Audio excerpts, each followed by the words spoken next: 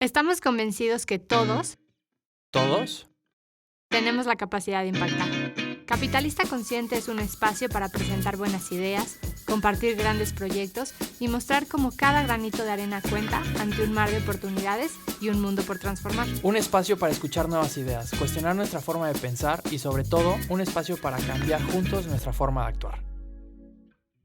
Este capítulo es presentado por Francamente, el primer centro de aprendizaje digital con una certificación de liderazgo y emprendimiento consciente 100% en español.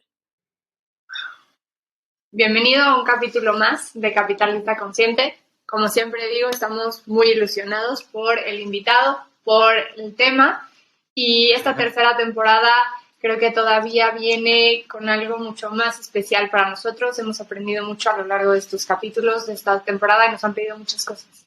Y una de ellas era enfocar los capítulos a temas mucho más precisos. Entonces creo que el día de hoy el invitado y el tema va a ser de suma importancia. Creo que es un tema que cuando emprendes a todos nos mueve, ¿no? Es un tema importante.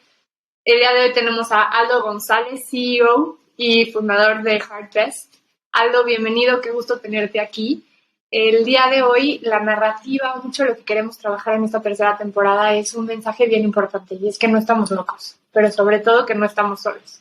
Y son cosas que a veces cuando haces negocios diferentes te sientes de esa manera, sientes que estás loco, sientes que estás solo, ¿no? Sientes que eres el único. Exacto, que estás haciendo las cosas mal por pensar de esta manera. Y creo que Capitalista Consciente nace con esa intención, decir, para nada, somos muchos locos, somos muchos bichos raros, como me decían ayer en una plática. Entonces, platiquemos entre bichos raros y aprendamos entre nosotros. Entonces, Aldo, agradecidísimos y súper contentos de tenerte aquí. Bienvenido a Capitalista Consciente. Sí, quisiera darte la bienvenida, Aldo, de verdad también compartir que en lo personal estoy muy emocionado de que estés aquí. No sabía que eras tan joven. Sí, ¿no? Y sí, ver una marca tan exitosa es muy interesante. O sea, de verdad tengo mucha emoción de esta conversación, de decir, venga, aprendamos de Aldo un poquito en el tiempo que nos pueda regalar. Al contrario, Pablo, Carla, muchísimas gracias por invitarme, por estar aquí en Capitalista Consciente y en Heartbest también. Es muy curioso lo que decían al principio porque siempre decimos que somos pocos pero locos, ¿no? Entonces ya con lo que están diciendo, pues vamos muy de la mano en lo que vamos a platicar. Y encantado de estar aquí. Bien. Aldo, platícanos un poquito más. ¿Quién es Aldo? ¿Qué es Heartbest? ¿Cómo llega Aldo, ¿no?, a crear esta empresa, a trabajar en esta empresa y tenerse? Ok, perfecto. Pues miren, yo soy, como ya bien saben, Aldo González. Tengo actualmente 26 años. Hablando un poco primero de la parte personal, antes de que se conectan, ¿no? Ya no pueden estar separados lo personal y lo laboral, claro. Yo estudié licenciatura de Administración Financiera en el Tecnológico de Monterrey, en San Luis Potosí, y eventualmente especialidad en Singapore Management University en la parte de Entrepreneurial Finance. Pero bueno, pues la verdad es que cuando entré a finanzas en mi vida me imaginé que acabaría de este lado, ¿no?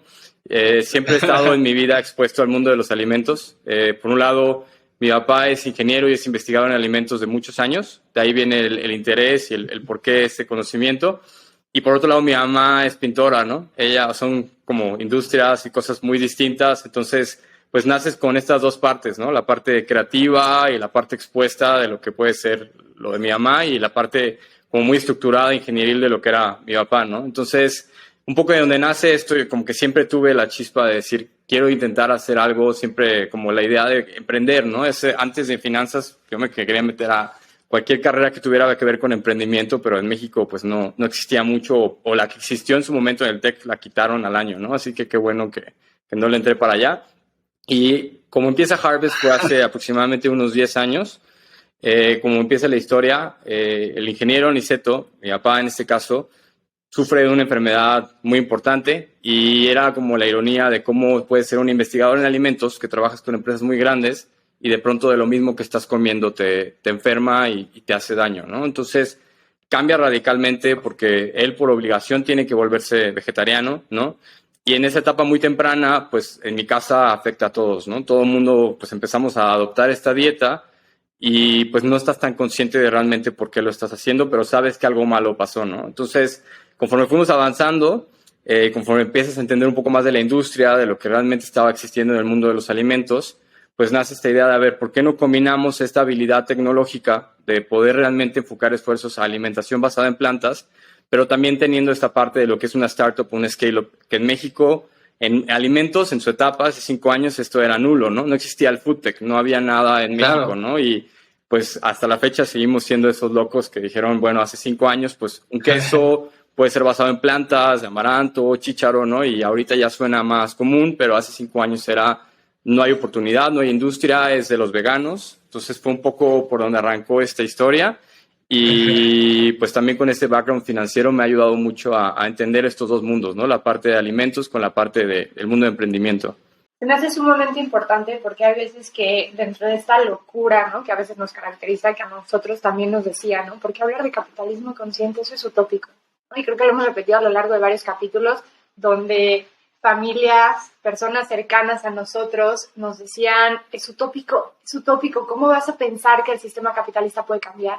¿No? Y entonces ahora hablar también de podemos hacer alimentos diferentes, pues suena igual de utópico, puede sonar igual de loco.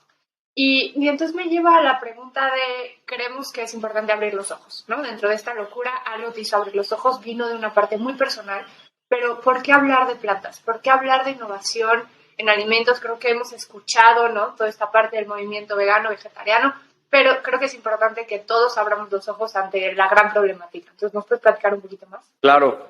A ver, yo creo que como toda empresa o startup, creo que la clave ahora es que ya nada puede estar desconectado de un propósito genuino, ¿no? O sea, realmente las startups y scale-ups del futuro ya no pueden estar desconectadas de esa parte. Y en nuestro caso, pues era buscar este triple impacto, ¿no? Social, medioambiental y eventualmente económico, donde podíamos generar este impacto a través de un cambio en la industria, ¿no? Y pues por lo que arrancamos con el mundo a partir de plantas o alternativas de plantas de alimentación, es porque nunca antes había existido una oportunidad para cambiar la industria más grande a nivel global, ¿no? Estamos hablando del sector de alimentación y de agricultura, que son $3 trillones a nivel global, y de pronto pues es un sistema que está roto, ¿no? Que se empiezan a demostrar factores, desde cuestiones de sustentabilidad, ¿no? De cómo es la industria, que la ganadería intensiva es la que más contamina a nivel global, tema del maltrato animal, tema de los cambios en los consumidores, ¿no? Y cómo viene creciendo la población hacia un 50% más. Entonces, esto fue alineando muchos factores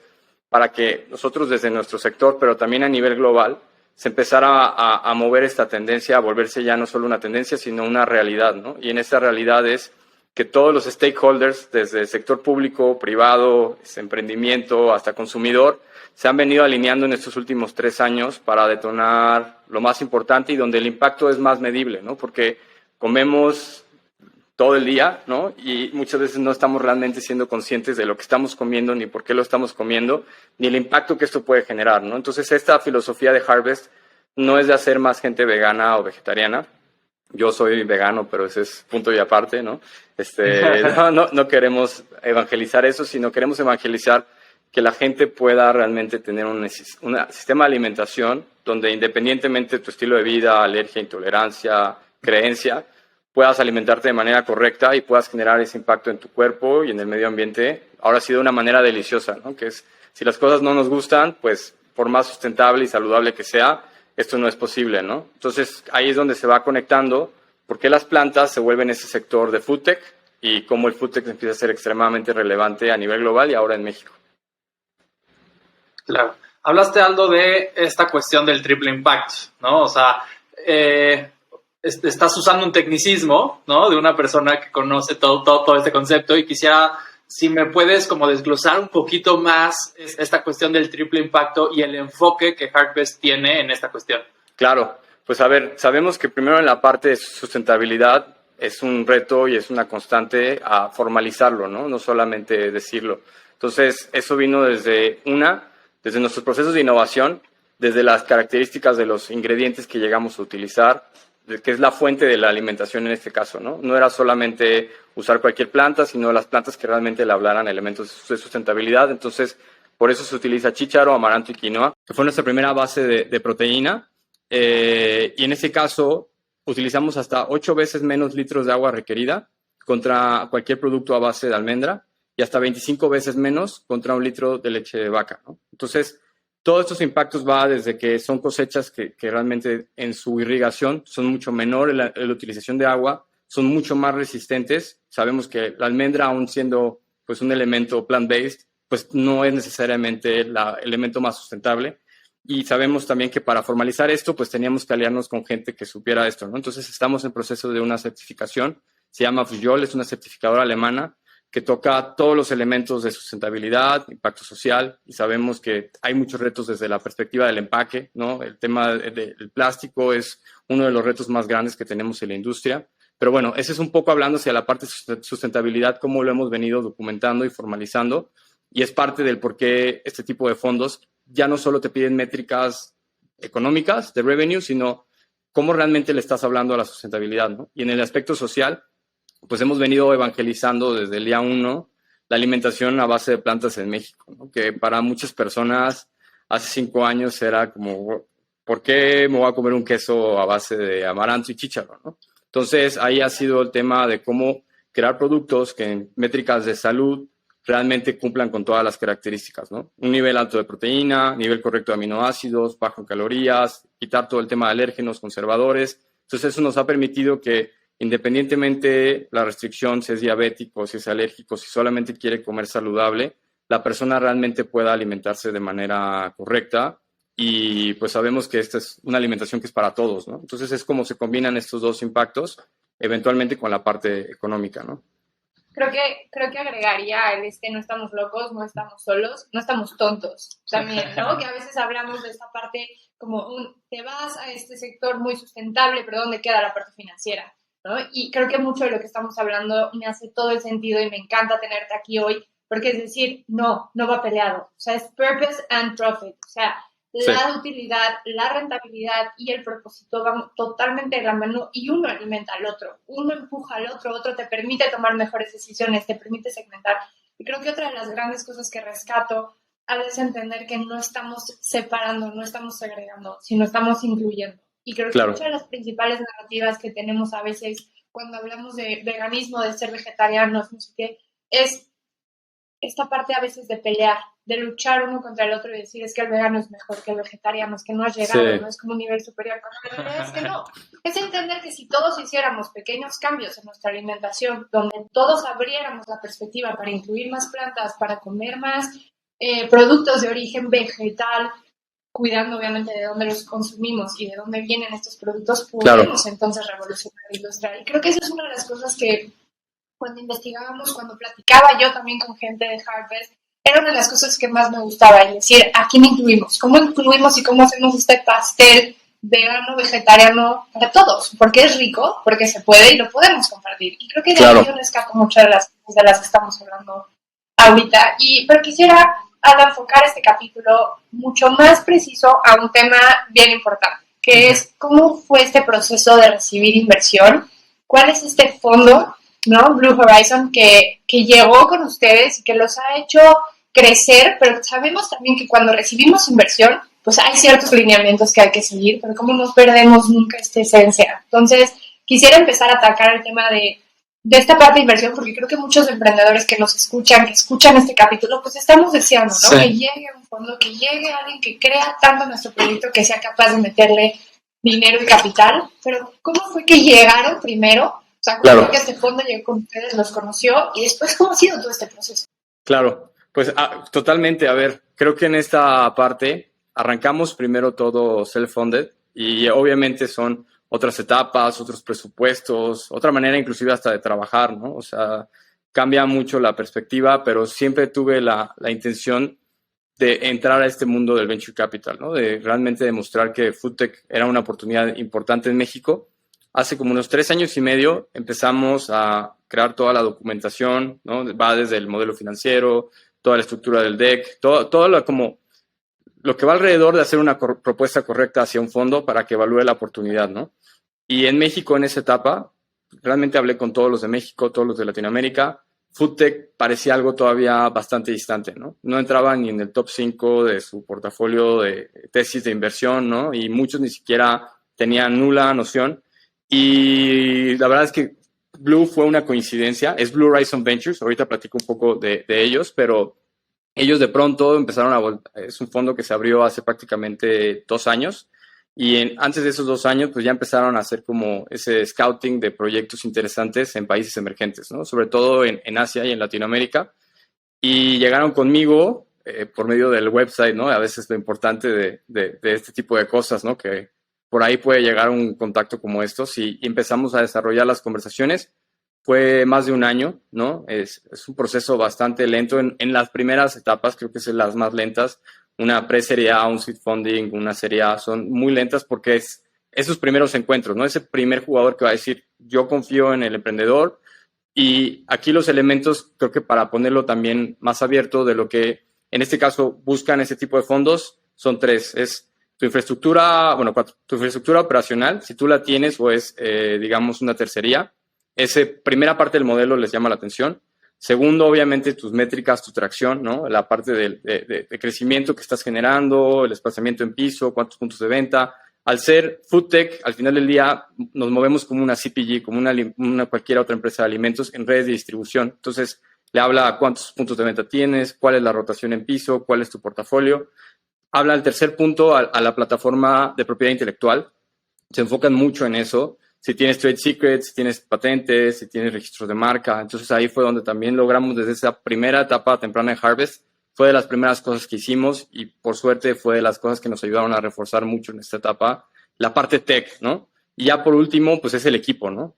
¿Quién es el equipo? ¿De cuáles son los motivos? Y creo que con Blue fue un match muy interesante porque es un fondo especializado en temas de food tech, ¿no? Y es un fondo basado en Suiza, es parte de Blue Horizon Corporation y en este enfoque pues también le habla a que no solo entendían de la industria, sino nos ponía en el epicentro de lo que está pasando a nivel global, ¿no? Son el segundo fondo más importante en el sector de food tech.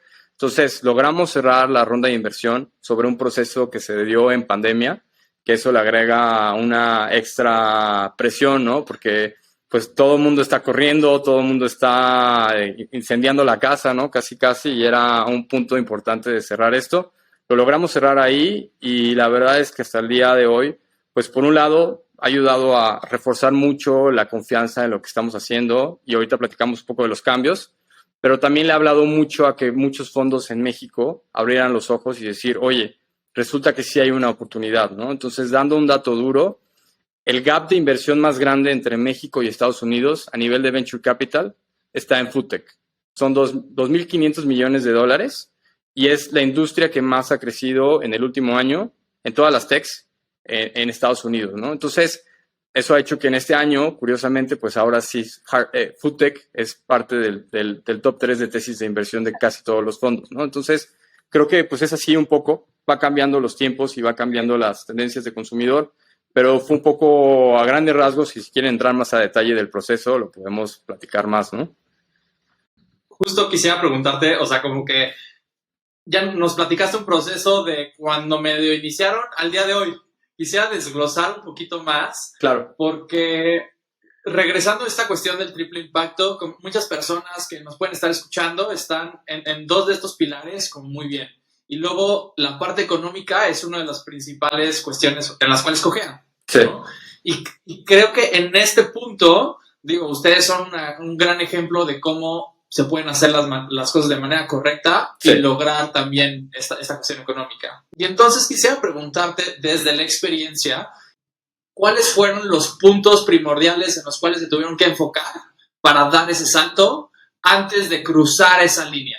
Claro, buenísimo. Creo que, a ver, el primer gran punto es, en inglés se escucha más bonito, que es cash is king, pero en español es el flujo manda, ¿no? Entonces, cuando estás previo a un levantamiento, pues puedes tener la oportunidad más grande, pero si no logras gestionar tu flujo de manera correcta, se queda en una gran oportunidad, ¿no? Y ese flujo se conecta a la generación de tracción, ¿no? Que es qué indicadores son los que van a demostrar que hay tracción en el proyecto, ¿no? Porque rara vez, y más en etapas como la nuestra, que es foodtech, se invierte desde etapas seed en México, ¿no? Creo que ya ahora se ha abierto la puerta a que ya exista, pero en esos momentos no había tanto como hemos escuchado muchos emprendimientos de que llegas con la diapositiva, llegas con el equipo y dices, oye, quiero empezar el proyecto, ¿no?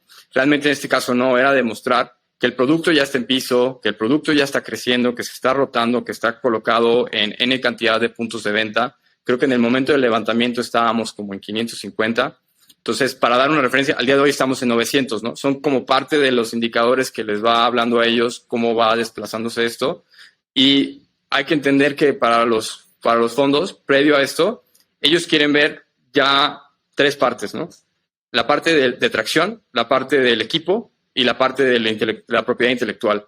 Y algo que es muy claro es ellos nunca van a invertir si solamente hay propiedad intelectual y hay un equipo. O sea, quieren ver siempre el más importante y el único y el que va a mandar es la atracción, ¿no? Entonces, si la atracción manda, posiblemente a lo mejor el equipo y la propiedad intelectual todavía no sea tan relevante, ¿no? Entonces, fue lo primero que tuvimos que crear y fue por eso que posiblemente nos tardamos más tiempo en el levantamiento, porque teníamos que llegar con los mejores números posibles. En nivel de revenue, datos duros importantes es generalmente los fondos van mucho 3, 4X, bueno, 2, 3X, digamos lo más conservador, 2, 3X a tu monto de facturación, y es importante para ellos estructura de márgenes y obviamente también pues mucho el tema del emprendedor, ¿no? Y yo creo que en ese caso antes era mucho el tema del pedigrí en México, o venías de una empresa muy grande, o venías de haber hecho un MBA muy importante en una Ivy, pero era muy raro que gente que no viniera de estos 2 casos tuviera acceso al levantamiento, ¿no? Y creo que eso es algo que ha cambiado porque cada vez hay más emprendedores que no necesariamente tienen ese pedigrí, pero demuestran la atracción. Entonces, si hay esa atracción, permite que haya ese levantamiento, ¿no? Y creo que eso es algo que también es muy sano que esté cambiando porque pues, al final del día la oportunidad debe ser para todos, ¿no? Quisiera como resumir en esta parte, quisiera hacerte estas 2 preguntas. ¿Qué es lo importante en la atracción? Y ya los dijiste, solo quisiera como definirlos como estos puntos, así como punto número 1, esto, sí. Punto número 2, esto, punto número 3, esto. Y una vez que los digas, ¿qué es lo importante del equipo? Ok, perfecto.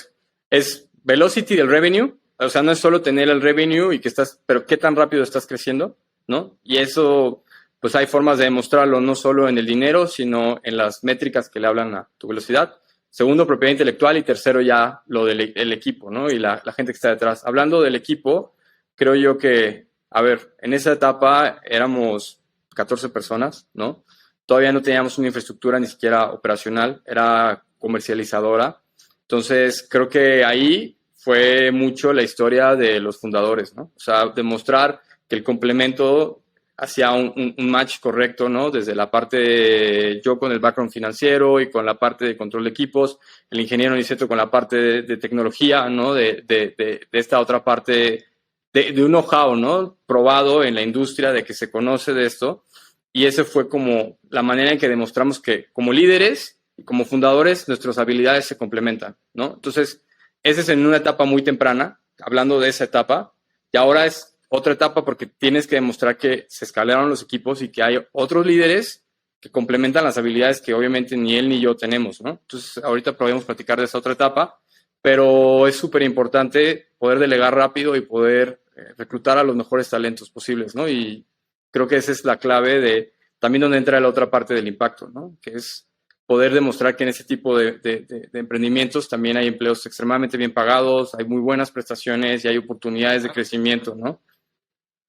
Quisiera hacerte nada más una última pregunta de seguimiento aquí. Claro. Esta cuestión, dijiste punto clave de velocity. Claro. Para ustedes, ¿cuál fue la clave para lograrlo? Nosotros manejamos en su primera etapa una fórmula de crecimiento que fue expansión agresiva de puntos de venta e introducción de nuestros lanzamientos de categoría de productos. Entonces, esas 2 le hablaron a 3 métricas, que era número de puntos de venta, rotación de sell out, que es la venta en piso, y eventualmente nuestro selling, que ya fue la facturación y el revenue neto, ¿no? Esas 3 se conectan con nosotros y con cualquier empresa de producto de alimentos, ¿no? Entonces, es lo interesante porque tampoco tienes que estar inventando la rueda a la industria de qué métricas, ¿no? O sea, creo que ahí, entendiendo la industria en la que estás participando, sabes cuáles son, o puedes entender muy bien cuáles son esas variables, y una vez que las entiendes bien, es cómo las vas desarrollando, pero no necesariamente en todas las etapas la fórmula tiene que mantenerse, ¿no? O sea, ahorita nosotros ya pasamos de esa estrategia de expansión agresiva de puntos de venta a mucho tema de profundidad en la velocidad, ¿no? Que ya es otro tipo de esfuerzos que van alrededor para desarrollar esa cantidad de puntos de venta, ¿no? Pero en esa primera etapa, esa fue la fórmula que nos dio el crecimiento, ¿no? Gracias. Yo quisiera indagar un poquito, Aldo, en esta parte de los puntos de venta. creo que es algo de lo que venimos hablando a lo largo de este capítulo, ¿no? Decir, hace 5 años era impensable y yo me acuerdo que nosotros ya empezábamos a abrir los ojos, ¿no? Es decir, cambiar nuestra alimentación y buscábamos alternativas. Una de mis mejores amigas se convirtió en vegana, ¿no? Y decía, Carla, es un dolor de cabeza encontrar.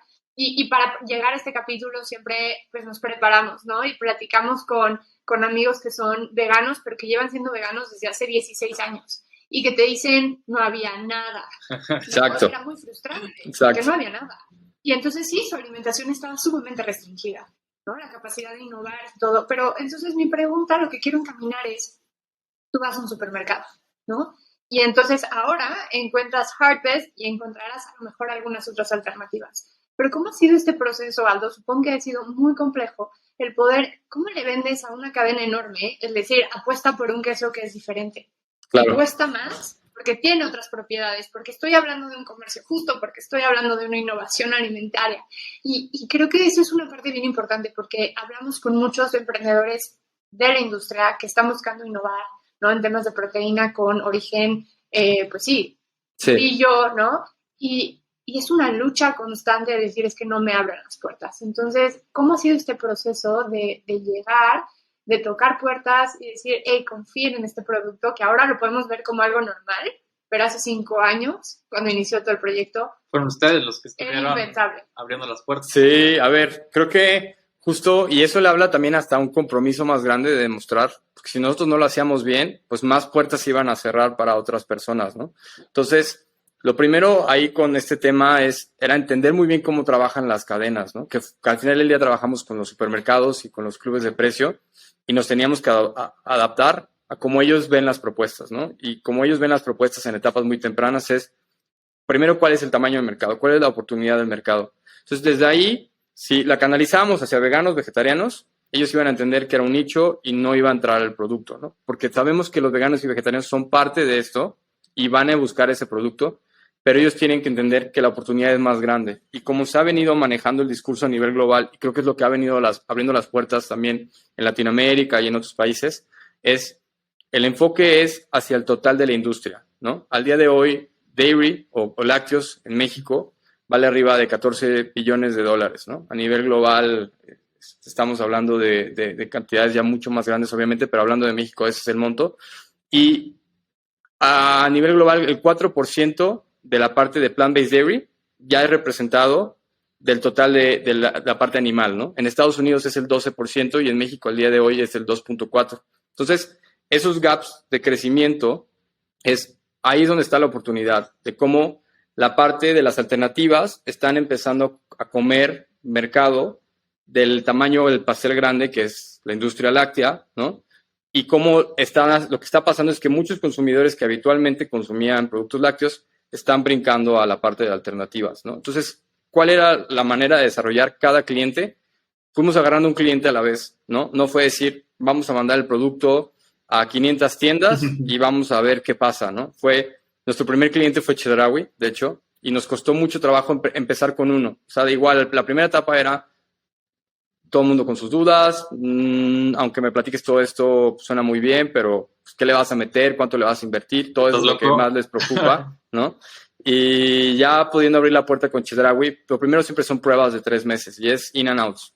Entras, tantos puntos de venta y me demuestras que el producto se mueve y si no lo haces, pues vas para afuera, ¿no? Entonces, ese enfoque a cada cliente, a desarrollarlo de manera correcta desde etapas muy tempranas y hacerlo muy bien uno a la vez, fue lo que nos permitió ir ganando la confianza, porque también se va corriendo la voz de que en uno se hizo bien y cuando vas con los otros ya tienes tu data de niveles de rotación, desplazamiento y todo eso fue cuerpeado de temas de campañas digitales, tema de degustaciones, o sea, fue como ir cruzando lo que le llamamos en ese momento Research Online, Purchase Offline, que es no hay venta directa de producto porque es ir al supermercado y comprarlo en el piso. Ahorita ya cambió bastante la dinámica post-pandemia, ¿no? Pero en ese momento era mucho de la compra física. Entonces teníamos que conectarlo con degustaciones, con campañas para segmentar a esos puntos de venta. Y conforme fuimos abriendo la puerta con cada uno, se fue haciendo el caso de éxito. Primero con quesos. Esa fue nuestra primera categoría. Entonces fue la más compleja porque todavía no había quesos. pero es algo que ha repercutido al que el día de hoy seamos los líderes en la categoría de quesos. Nosotros tenemos arriba del 70% del market share. Entonces, ya también le habla a cómo hemos venido desplazando a jugadores internacionales y cómo hemos venido dando un servicio puntual en México con infraestructura propia, con equipos propios. Entonces, creo que eso es también lo que ha ayudado a ganar mucha confianza, pero pues ha sido una relación que hemos venido trabajando desde el día 1 con cada uno de estos jugadores, ¿no?